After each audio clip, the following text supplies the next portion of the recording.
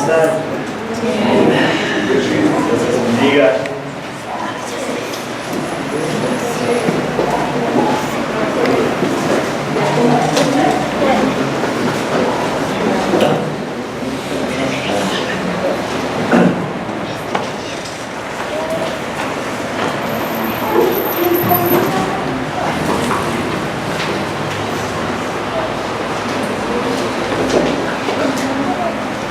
Vamos a orar.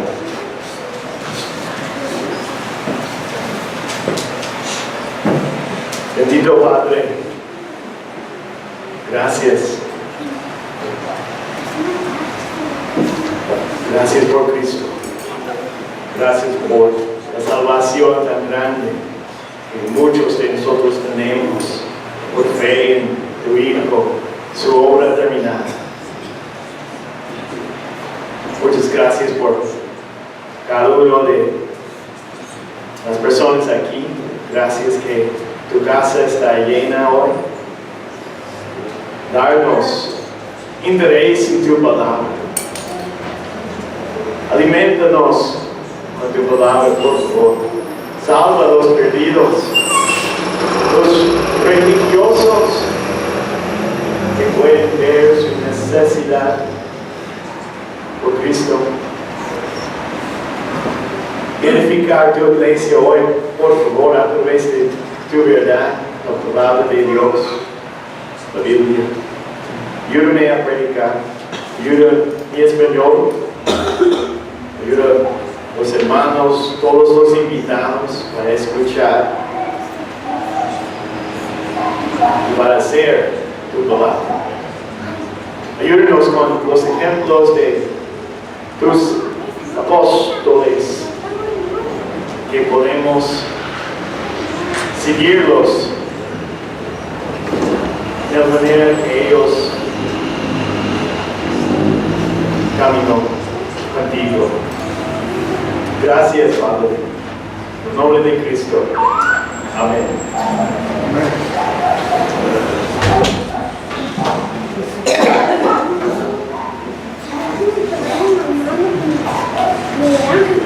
Por favor, abran sus Biblias a Marcos 3.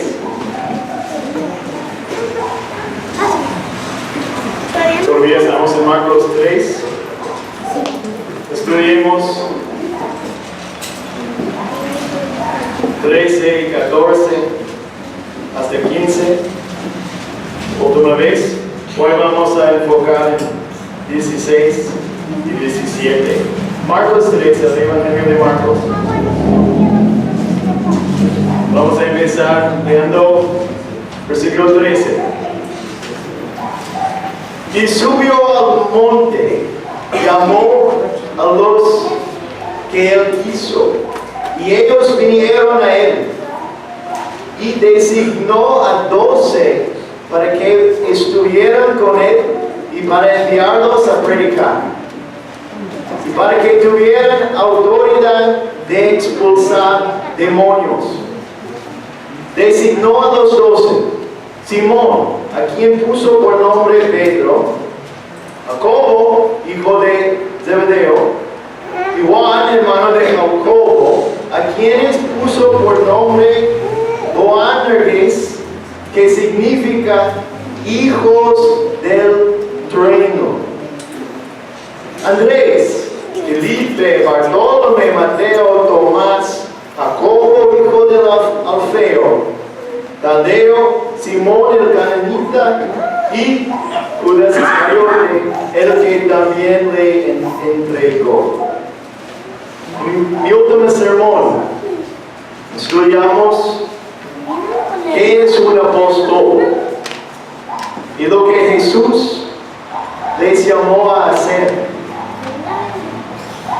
Vimos que este es el plan de Dios para alcanzar el mundo. Escoger a 2 hombres y derramar su poder en ellos. Luego consideremos la doctrina de la elección, ya que nuestro texto dice que Jesús eligió a quien quería.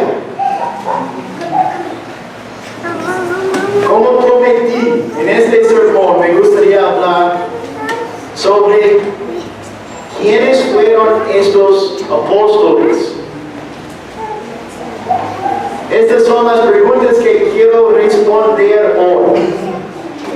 ¿Quiénes eran estos 12 hombres que Jesús eligió para ser apóstoles? ¿Cómo debemos pensar en ellos?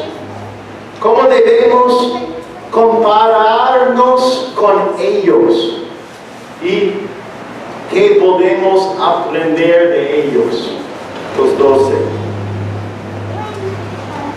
Dado que se puso tanta autoridad sobre estos hombres, podríamos pensar que Dios los escogió porque eran personas muy, muy importantes. Muchas personas consideran a estos hombres como casi divinos, hombres nobles que estaban justo debajo de Dios en la jerarquía. Sus imágenes están en grandes pinturas y en vitrales en las catedrales. Pero ¿qué dice la Biblia acerca de ellos? Los 12. Eran personas poderosas, con un alto rango en el judaísmo. Eran sacerdotes, fueron altamente educados, fueron grandes líderes o oradores. No eran ninguna de estas cosas. Eran 12 hombres ordinarios. No eran sacerdotes, levitas, escribas de ningún tipo de líderes religiosos. No fueran formalmente educados o extraordinariamente inteligentes. Estos eran hombres normales. Tenían carreras y familias normales. Recuerda lo que leímos la última vez en Hechos 4:13. Al ver la confianza de Pedro y Juan y dándose cuenta de que eran hombres sin letras y sin preparación, se maravillan los líderes religiosos, se maravillaban y reconocían que ellos habían estado con Jesús. Estos hombres no estudiaron en un seminario ni a una universidad. Pasaron tiempo con Jesús. De ahí es donde viene el poder y autoridad. Vino de Jesús su Señor. Pero ¿por qué escogería Dios a las personas que son bajas y comunes? ¿Por qué escogió a estos hombres ordinarios y hombres pecaminosos para ser sus apóstoles? Escogió pecadores o pescadores, granjeros y un recaudador de impuestos y 2 rebeldes. Para ver la respuesta, ¿por qué Dios los escogió? Vaya a 1 Corintios 1. 1 Corintios capítulo 1. Vamos a comenzar en versículo 18.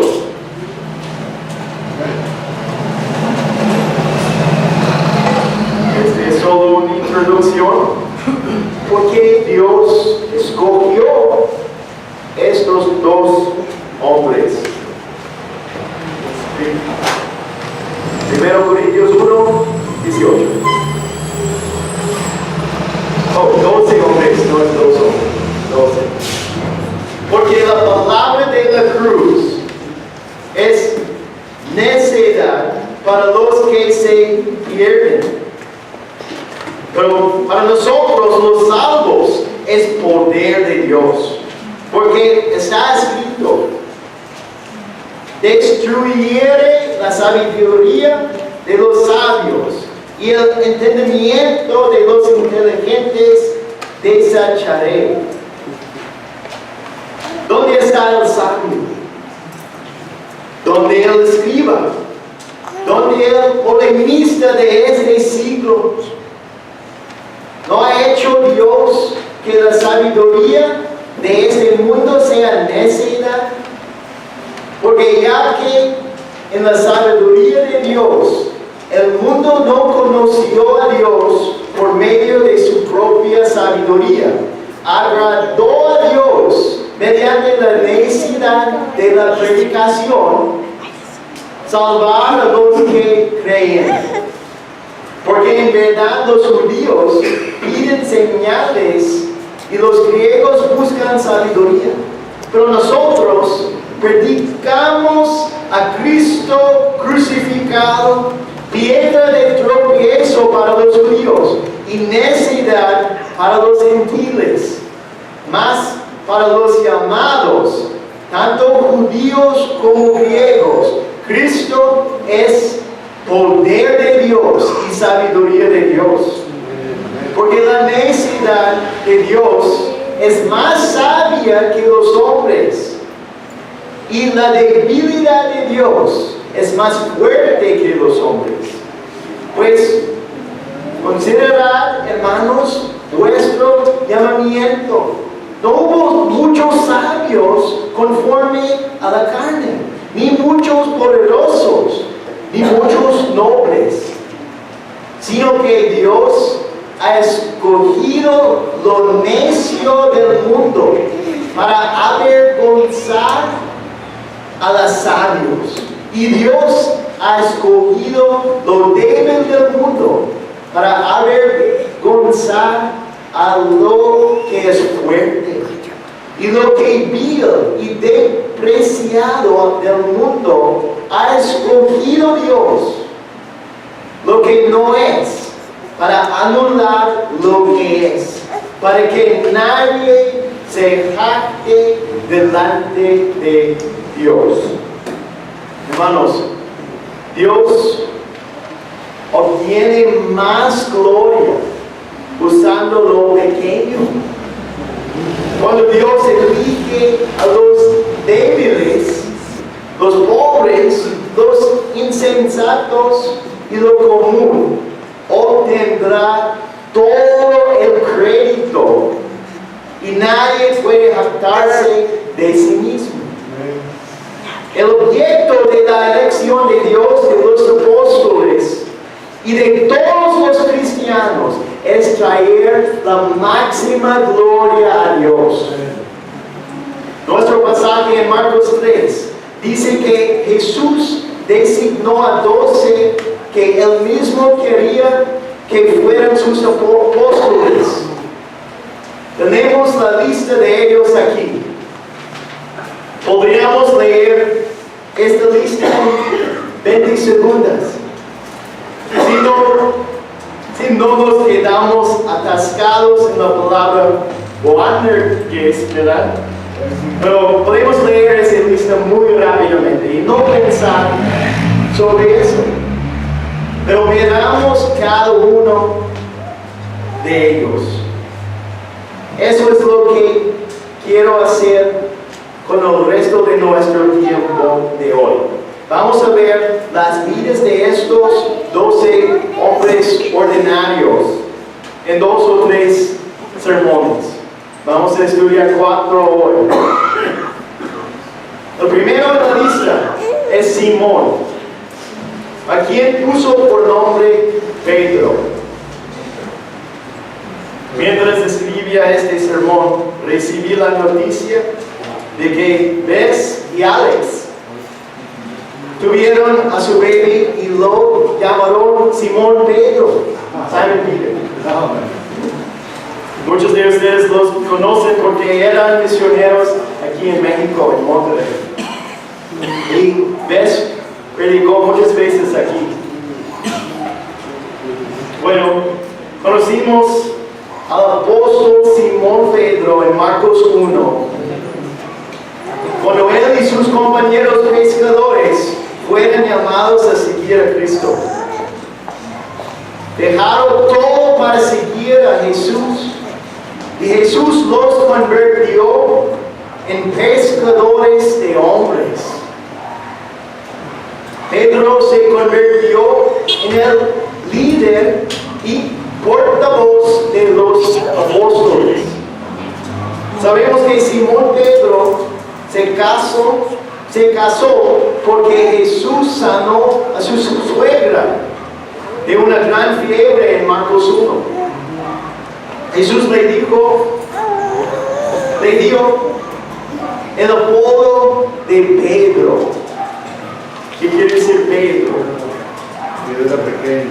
Sí, este es un nombre muy común ahora, Pedro. Pero no era un nombre propio en arameo o griego. Y se entendió claramente como una designación descriptiva. Pedro significa piedra. Este apodo probablemente indicaba que Pedro se convertiría en una piedra fundamental del edificio de la iglesia universal, una piedra espiritual. Jesús solo lo llamó Simón de nuevo cuando estaba actuando como su antiguo yo. Bueno, Pedro tuvo muchos buenos momentos, como cuando fue uno de los primeros en reconocer que Jesús es el Cristo, el Hijo de Dios viviente. Sin embargo, también sabemos que Pedro a menudo hablaba impulsivamente, como cuando quería construir 3 tabernáculos para Jesús, Moisés y Elías. Después de Jesús se transfiguró en la montaña. Fue un error en su parte. También discutió con Jesús sobre la predicción de Jesús de su propia muerte. Jesús lo reprendió diciéndolo, quítate de delante de mí, Satanás.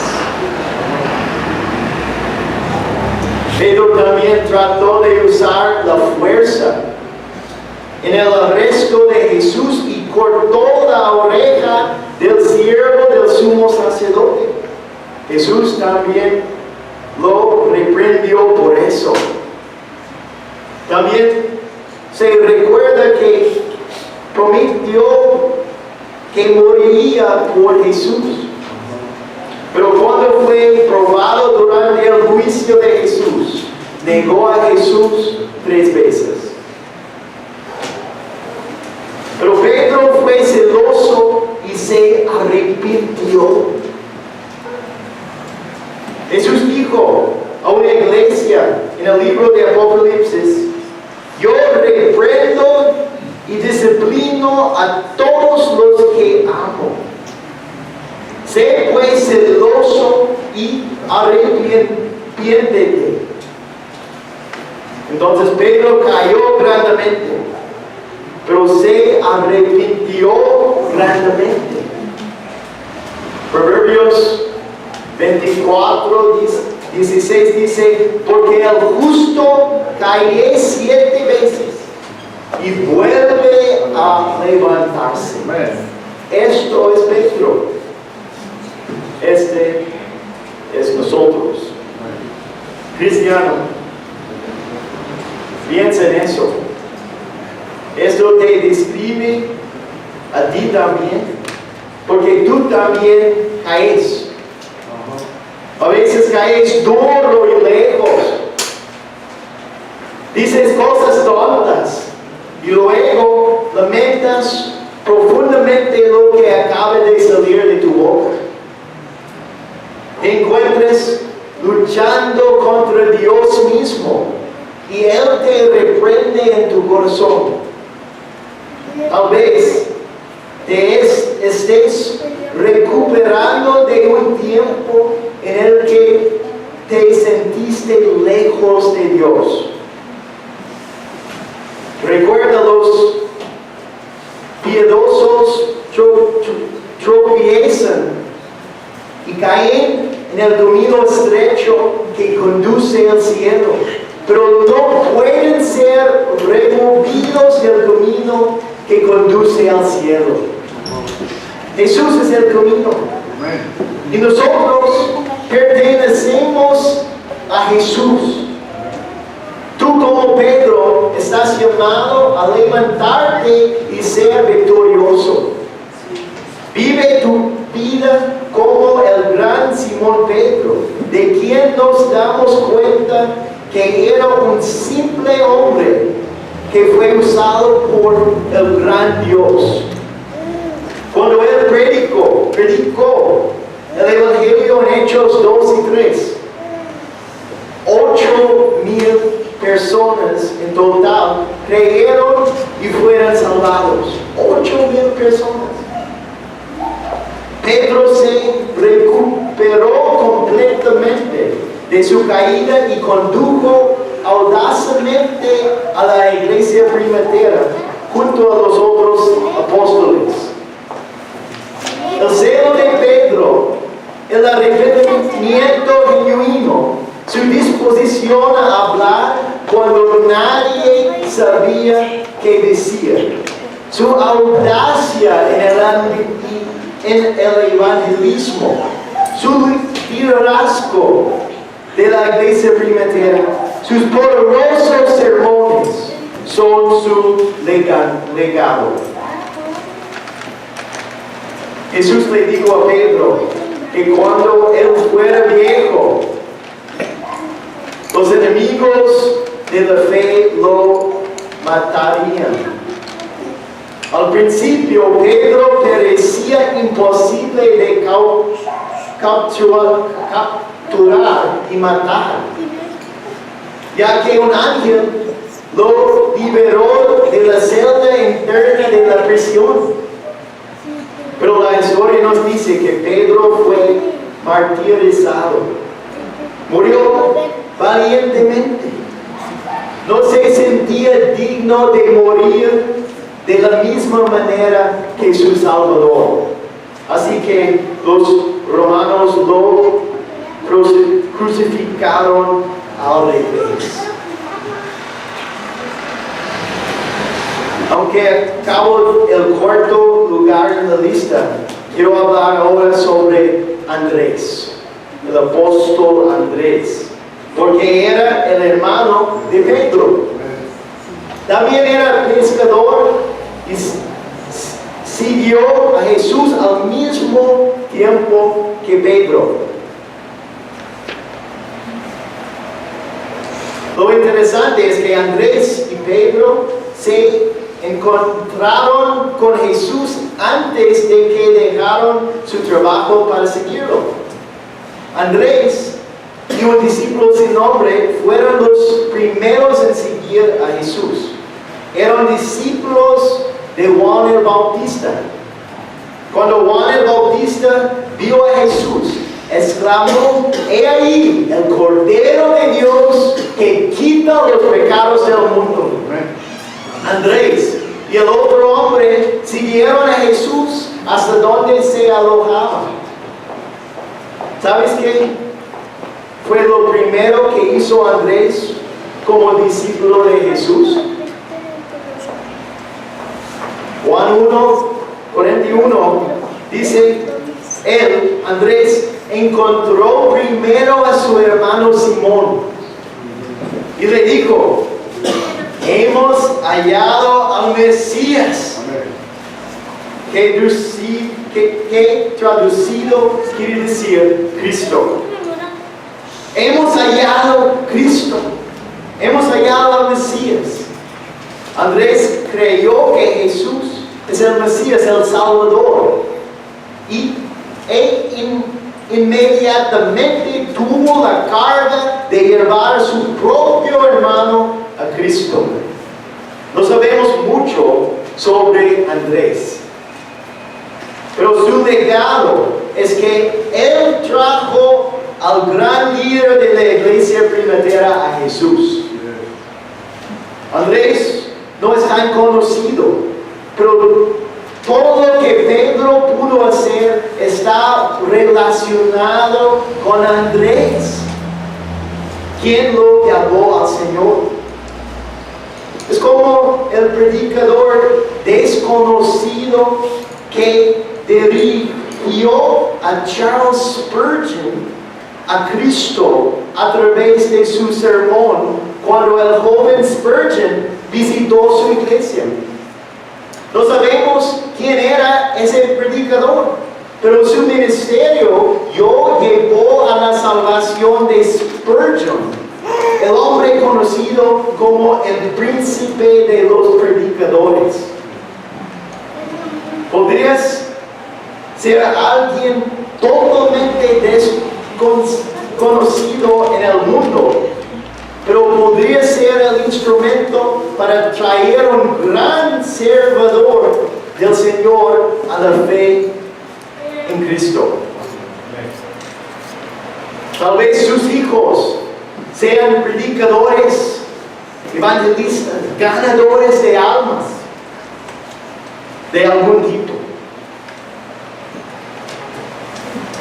Podría ser como la madre de Moisés, que hizo todo lo posible para proteger y criar a su hijo. Y Moisés creció para liberar a su pueblo de la esclavitud e interceder por ellos como un gran profeta. Tal vez la persona que conduces al Señor llevará el Evangelio a gente que nunca antes había oído hablar de Cristo. Tú como Andrés podrías ser el canal que Dios usa para levantar uno grande. Tal vez no estés dotando para predicar, pero tu amabilidad con las personas te lleva a ser amigos con facilidad. Andrés era el tipo de hombre con el que la gente se sentía cómodo. Ellos sabían que él traería personas a Cristo. Por ejemplo, en Juan 12, había un grupo de griegos que venían a adorar a Dios en Jerusalén. Le dijeron a Felipe, otro apóstol, que querían ver a Jesús. Felipe los llamó a Andrés y Andrés los llamó a Jesús. Entonces él trajo a Pedro a Jesús y a estos gentiles, estos extranjeros.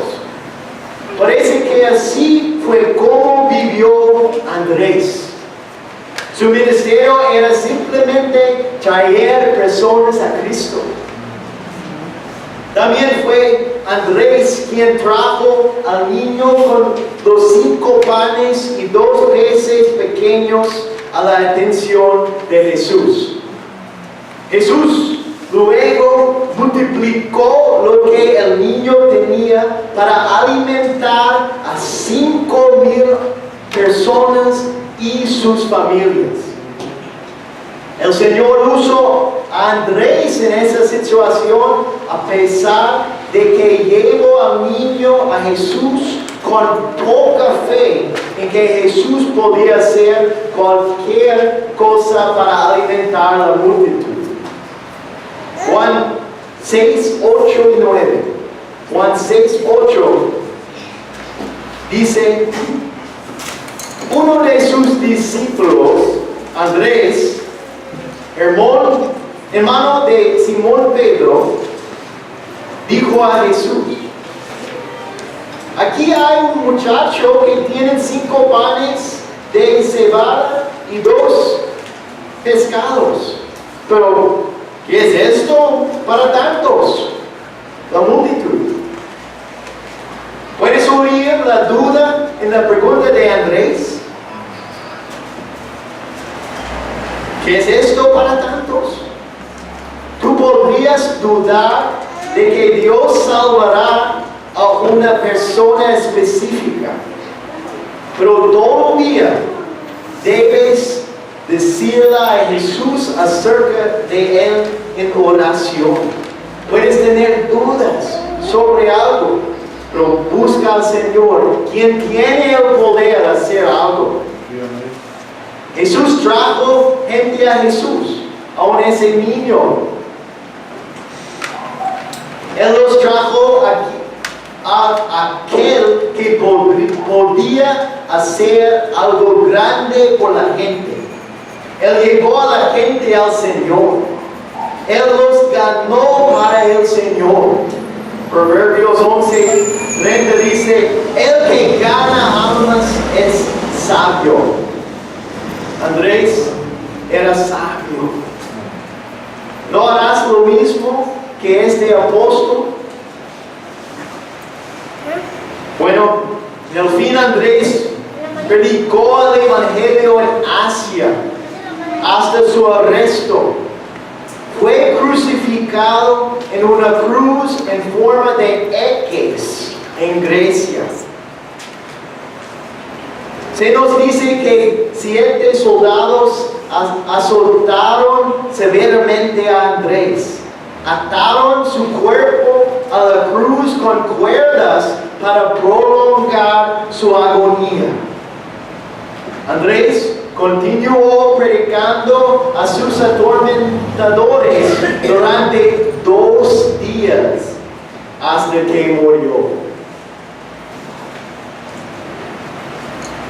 Entonces, estudiemos la vida de Pedro, su hermano Andrés, y ahora vamos a continuar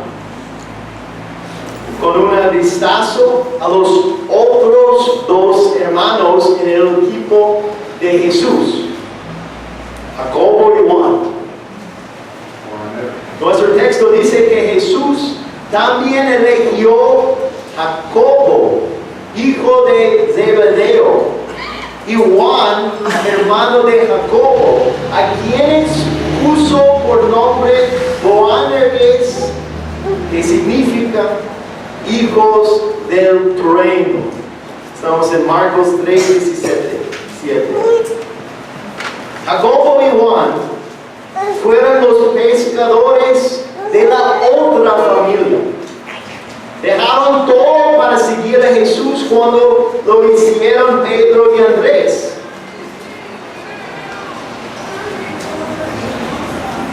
Fueron llamados los hijos de Zebedeo, pero no sabemos nada de este hombre Zebedeo. Pero sabemos que estaba pescando con sus hijos y algunos sirvientes. Jesús tenía su propio apodo para estos hermanos. Jesús le dio a ellos el nombre de hijos del trueno. Eso es como llamarlos cabezas calientes. Estos eran hombres que parecían muy varoniles, hombres machistas, duros y que mostraban poca paciencia o compasión. Parecían tener una reputación de ser ardientes y despiadados, tal vez con un temperamento fuerte. Hijos del reino. Hijos del reino. Creo que Jesús les dio este apodo para mostrarles lo que eran. Mientras que el apodo de Simón fue para mostrarle lo que sería en el futuro. Entonces, el apodo hijos del trueno les recordó a Jacobo y Juan lo que no quieran ser. Un ejemplo de esta actitud es cuando Jesús y los apóstoles cruzaron a través de Samaria. ¿Recuerdas qué pasó ahí? Jesús no fue recibido en Samaria. Y Lucas escribe, al ver esto, sus discípulos Jacobo y Juan, los hermanos que estamos enfocando, dijeron, Señor, ¿quieres que mandemos que descienda fuego del cielo y los consuma? Pero él, volviéndose, los reprendió y dijo, vosotros no sabéis de qué espíritu sois. En otras palabras, estos dos hermanos querían destruir a esos hombres por rechazar a Cristo. Jesús básicamente respondió, no quiero destruirlos. Son evangelistas, no terroristas. ¿Puede alguien aquí identificarse con estos hombres? ¿Alguna vez has luchado con la ira, impaciencia o tal vez el deseo de ser vindicado por Dios inmediatamente cuando te sientes ofendido por alguien? Hay ocasiones en que nosotros también no sabemos de qué espíritu somos. A veces somos carnales y no estamos caminando en el espíritu. Los apóstoles eran hombres ordinarios, como nosotros,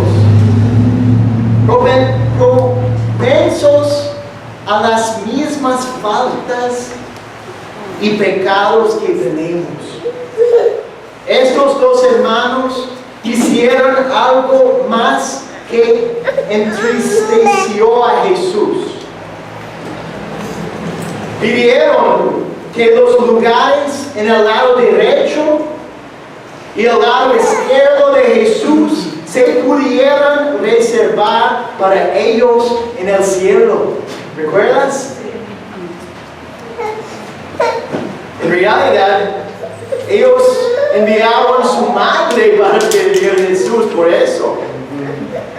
Estos hombres buscaban privilegios que no eran necesariamente para ellos.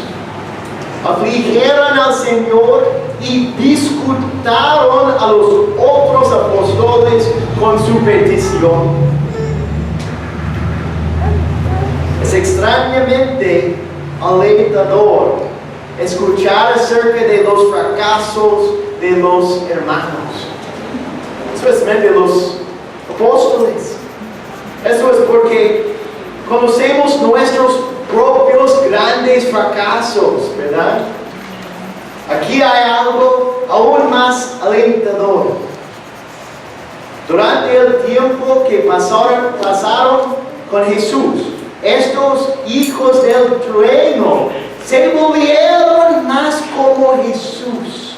Es la santificación. Entonces, también hay esperanza para nosotros. Dios promete santificar a su pueblo. Juan se convirtió en el apóstol del amor, escribiendo tan tiernamente acerca del Señor en el Evangelio y en sus cartas. Se llamó a sí mismo al discípulo a quien Jesús amaba. Esto significa que Jesús lo amaba a pesar de que no lo merecía. Y Cristo suavizó el carácter de Juan y Jacobo.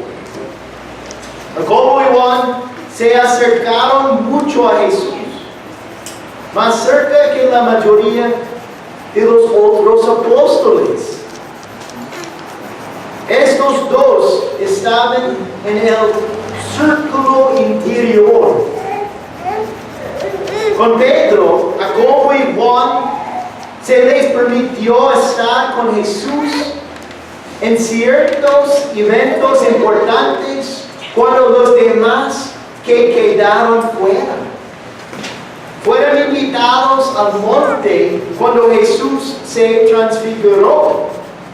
Entraron en la habitación donde Jesús resucitó de entre los muertos la hija del principal de la sinagoga. Estaban más cerca de Jesús cuando oró en el jardín de Getsemaní. Estaban cerca del Señor en su última cena. Estos hombres que estaban más cerca de Jesús se convirtieron en los principales líderes de la iglesia primera. Pablo llamó a Pedro, a Juan y otro Jacobo los pilares de la iglesia primera en Galatas.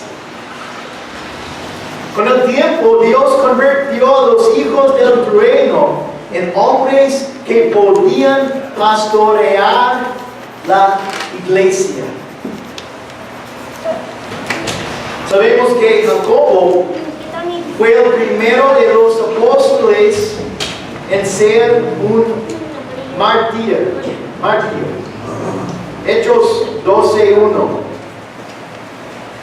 Hechos 12:1 nos dice la historia.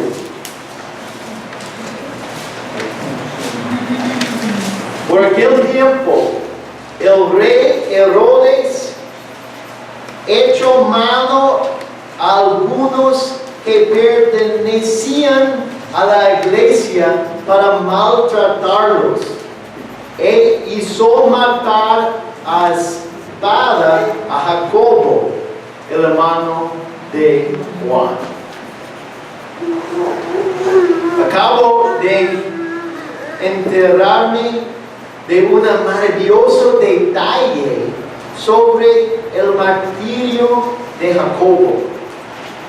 El acusador de Jacobo se arrepintió a los pies de Jacobo. También creyendo en Cristo, después de ver la audacia y confianza de Jacobo mientras lo llevaban a ser asesinado. El acusador se unió a Jacobo y fueron decapitados al mismo tiempo debido a su fe en Jesucristo. Esto tuvo lugar en el año 44 después de Cristo. Juan, el otro hermano, vivió 50 años más que su hermano. La historia nos dice que los romanos intentaron matar a Juan en aceite hirviendo, pero que Juan fue protegido milagrosamente y escapó ileso. Las autoridades luego enviaron a Juan a la isla de Patmos, donde fue exiliado. Mientras estaba en Patmos, ¿qué pasó? La revelación, ¿verdad? El Señor le dijo a Juan la visión que escribió en el libro de Apocalipsis. Juan fue llamado por el siguiente emperador romano y regresó a Éfeso, donde murió ya anciano. Él es el único apóstol que escapó de una muerte violenta.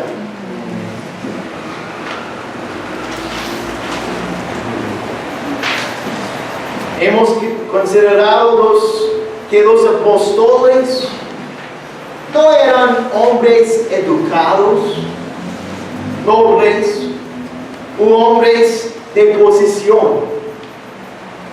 Estos hombres no eran perfectos. Podemos ver sus pecados, Pero Jesús los amó y los eligió. Fueron usados grandemente por Dios. Hemos visto las vidas y ministerios de Pedro, Andrés, Juan y Jacobo. Voy a detenerme aquí hoy y estudiaremos a los otros apóstoles la próxima vez. Permítanme resumir lo que vemos en la lista de los apóstoles.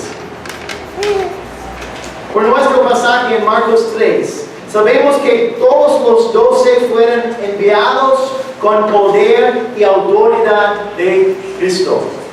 Al mirar las listas de los apóstoles en la Biblia y todo lo que el Nuevo Testamento enseña acerca de ellos, también vemos que había diferencias entre ellos.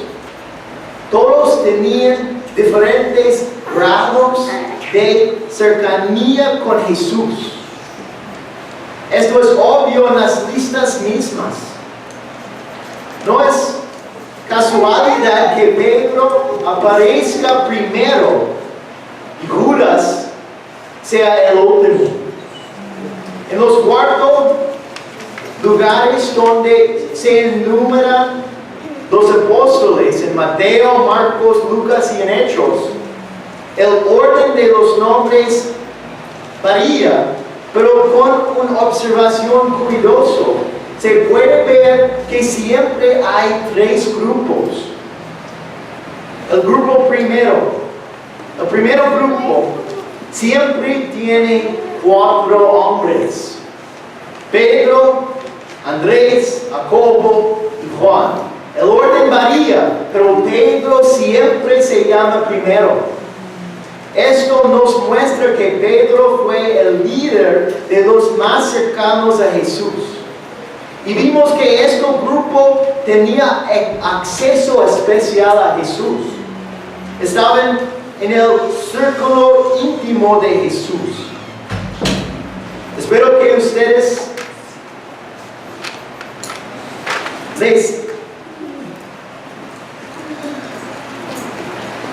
les animen a seguir a Cristo después de escuchar acerca de este primer grupo de apóstoles. Espero que son ánimos a seguir más cerca a Cristo como este grupo íntimo con Jesús. También puede acercarse a Jesús y ser usado por Él. El segundo grupo siempre tiene los mismos 4 hombres. Vamos a estudiarlos más tarde. Felipe siempre es el primero, con diferentes lugares para Bartolomé, Tomás y Mateo. Y el tercer y último grupo siempre tiene los mismos 4 hombres. Y enumera primero a Jacobo de Alfeo, con Tadeo o Simón el Zelote en la segunda o tercera posición, y Judas Iscariote viene tras ellos. Judas Iscariote siempre está etiquetado como el que traicionó al Señor y siempre aparece como el último. Vamos a estudiar el segundo grupo de los apóstoles en diciembre. Entonces, el punto principal es hemos visto que estos apóstoles en el primer grupo, aunque estaban en el círculo interior con Jesús, ellos eran hombres normales, ordinarios. Estos hombres eran como nosotros como ellos. Estos hombres tuvieron amargos fracasos y grandes triunfos. Su miedo o su ira, en combinación con su falta de fe, a veces los paralizaban, pero en otras ocasiones fueron movidos a la acción por la audacia y compasión que el mundo nunca había visto antes. Cuando pensamos en estos 4 o en los 12 en general, debemos recordar que Dios usa a las personas normales para hacer su voluntad. La razón por la cual estos hombres son grandes a nuestros ojos, la razón la que estos hombres forman parte de los cimientos de la iglesia de Jesucristo, es que Dios los eligió y Dios les dio poder. Se decía que estos hombres habían puesto el mundo de cabeza. Hermanos, ¿quiénes somos? Nosotros también somos gente común y débil, y somos propensos al miedo y la ira. Pero si nos humillamos y pasamos tiempo con Jesús a través de la oración y estudiando su palabra, y si Dios se agrada en derramar su Espíritu Santo sobre nosotros también seremos victoriosos en esta vida y voltearemos al mundo de cabeza. Amén.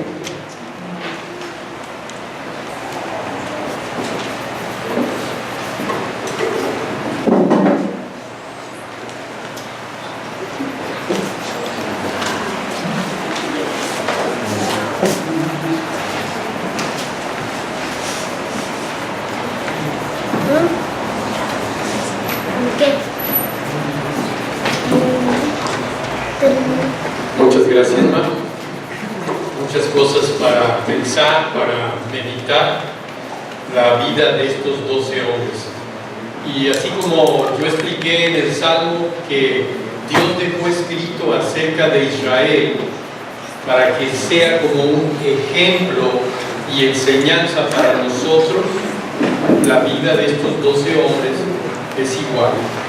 En la vida de estos 12 hombres nosotros podemos ver cosas que nosotros hacemos, tanto cosas como ellos hicieron correctamente, entregar su vida a Dios, como sus propios errores, que nosotros tenemos que estar atentos. Dice que este pasaje en la Escritura, toda la Escritura es para nuestra enseñanza. Toda la Escritura es para entender quiénes somos y quién es Dios. Entonces, pues estemos atentos a todas estas cosas que están puestas aquí en su palabra. No hay nada en la Escritura que esté de relleno, que sea paja. Toda la Escritura es inspirada por Dios y útil para corregir, para instruir, para enseñar en justicia, a fin de que el hombre de Dios sea enteramente preparado para toda buena obra. Ese es el propósito de la Escritura, para instruirnos, para regañarnos, para jalarnos la oreja, para decirnos estás mal, corrige, cambia estas cosas, o camina por donde estás ya caminando, que eso es correcto. Toda la Escritura inspirada por Dios y útil, es útil, nada es inútil. Solo para terminar un comentario. El diablo viene a tu vida y te puede decir dos cosas que te van a destruir. La primera cosa que el diablo te va a destruir, o la que el diablo te puede destruir, es que viene y te dice al oído: eres el mejor. Eres el mejor. Tú eres un gran cristiano, tú eres un gran hombre de Dios, tú eres el mejor. ¿Y sabes qué va a pasar? Tu vida se va a llenar de orgullo y tu vida va a ser nulificada para servir a Dios. Sabemos, porque la Escritura enseña claramente que Dios resiste al soberbio y da gracia al humilde. Así va a venir el diablo a tu vida. Eres el mejor. Pero también te engaña con lo opuesto. no sirves para nada. No sirves para nada. ¿Tú qué vas a compartir el Evangelio? Tú no sabes nada. Tú no sirves para nada.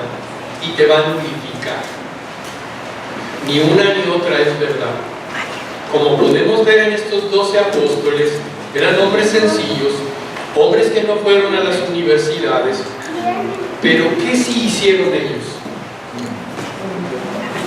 ¿Qué sí hicieron?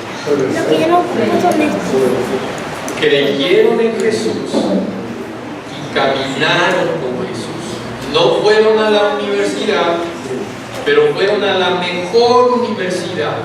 Estuvieron con el mejor maestro que puede existir. Estuvieron a los pies de Jesús 3 años, día y noche, oyendo sus enseñanzas, viendo su ejemplo, y Dios derramó su espíritu en ellos, derramó su gracia en ellos, y ellos fueron transformados. Tú y yo podemos ser exactamente iguales. Pero oye, yo no estoy con Jesucristo, pero tiene su palabra y es el mismo efecto. O sea, sí es cierto que yo puedo ser una persona sencilla, pero eso no me va a convertir automáticamente en un hombre de Dios. Lo que te convierte en hombre de Dios es que Dios te transforme por medio de eso, la regeneración, la salvación de Dios, y que tú te esfuerces en caminar a su lado. O sea, hay una doble responsabilidad. Dios va a cambiar tu corazón, ¿cierto? Pero tú y yo tenemos la responsabilidad de caminar al lado de Jesús para ser transformados. Vamos a comer, vamos a una última himno para alabar, vamos a comer juntos y unos pequeños detalles. Para organizarnos mejor en la comida, pues estamos haciendo fila aquí al lado. Las hermanas ponen los guisos que están allí y nos dan vasos, y a veces son o platos que son para lavar